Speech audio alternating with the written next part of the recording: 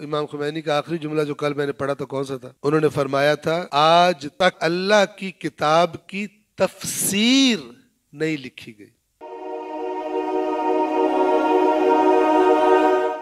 مفسر جب نزول کا مقصد سمجھائے مفسر ہے، شان نزول سمجھانے والا مفسر نہیں ہے۔ شان نزول کیا ہوتا ہے؟ کب اتری تھی، کیوں اتری تھی آیت؟ کہہ رہے ہیں یہ مفسر نہیں ہے، چونکہ یہ جس کو بتائے گا یہ تب اتری تھی، فلان شخص کے لیے اتری تھی، سننے والے کو تو لگے گا ہی نہیں کہ میرا بھی کوئی لنک ہے اس سے۔ مفسر کون ہے؟ جو سننے والے کو یہ بتائے کہ اس کا مقصد کیا ہے، تجھ سے کیا بات کر رہی ہے۔ یہ ہے قرآن، اصل جس نگاہ سے قرآن کو دیکھنا چاہیے۔ مفسر جب مقصد، نزول کا مقصد سکھائے ہمیں تو مفسر ہے، نہ کہ نزول کا سبب سکھائے جیسا کہ تفاسیر میں ہوتا ہے۔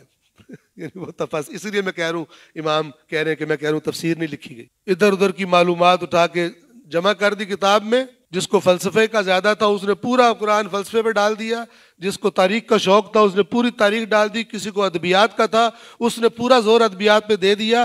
کسی نے بھی جو پڑھنے والے کو اصل میں قرآن کا مقصد بتانا تھا اس پہ زور نہیں دیا۔ پھر فرماتے ہیں اسی آدم اور حوا کے قصے میں جو ابلیس کے ساتھ ان کا انٹریکشن ہوا، ٹھیک ہے، خلقت کی ابتدا سے لے کر ان کے زمین میں وارد ہونے تک کہ جو اللہ نے اپنی کتاب میں بار بار قصہ وہ تکرار کیا ہے، کتنے معارف، کتنی نصیحتیں اللہ نے ذکر کی ہیں اسی قصے میں۔ کتنی نصیحتیں؟ ایک نصیحت یہ ہے کہ اللہ کو تو مانتا رہے، ظاہری عبادت بھی کرتا رہے، نافرمانی تھے اللہ تجھے دھتکار دے گا۔ یہ ہے نا قصہ ابلیس کا۔ ابلیس جن میں سے تھا، اصل میں خلقت کے اعتبار سے ملائکہ میں سے نہیں تھا، لیکن اپنی عبادات کے سبب ملائکہ کے ساتھ رہتا تھا۔ کیوں دھتکارا گیا وہاں سے؟ بات نہیں مانی۔ اللہ کو مان رہا ہے، اللہ کی بات اتنی کلیئر عبرت ہے ابلیس کے قصے سے۔ اب بندہ قرآن پڑھے کہ بڑا بدبخت آدمی تھا، اتنی باتیں کر کے، اتنا یہ کر کے، اور پھر بات بھی مان لیتا۔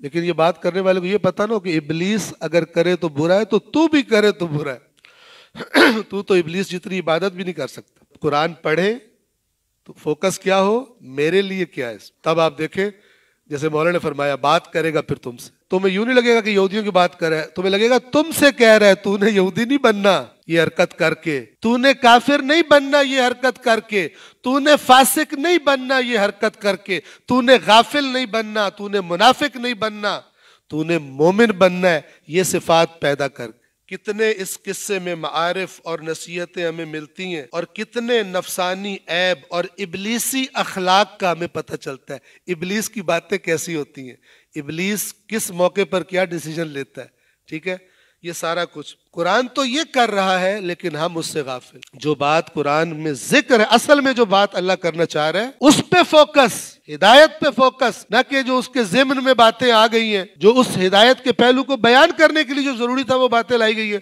ان کو اصل قرار دے دو اور ہدایت والا پہلو بھول ہی جائے۔ امام خمینی کہہ رہے ہیں مفسرین سے یہ غلطی ہوتی رہی، اور اسی کا تو نتیجہ ہے قرآن لوگوں کی کتاب زندگی نہیں ہے۔ جس سے پوچھو جس سے کہو پڑھو قرآن، متشابہ آیات ہے، اس میں فلان ہے، اس میں فلان ہے، پتہ نہیں کیا کیا اللہ بلا اس کے دماغ میں بھرا ہوتا ہے، اور اس دماغ میں قرآن پڑھنے کی خواہش پیدا نہیں ہوتی۔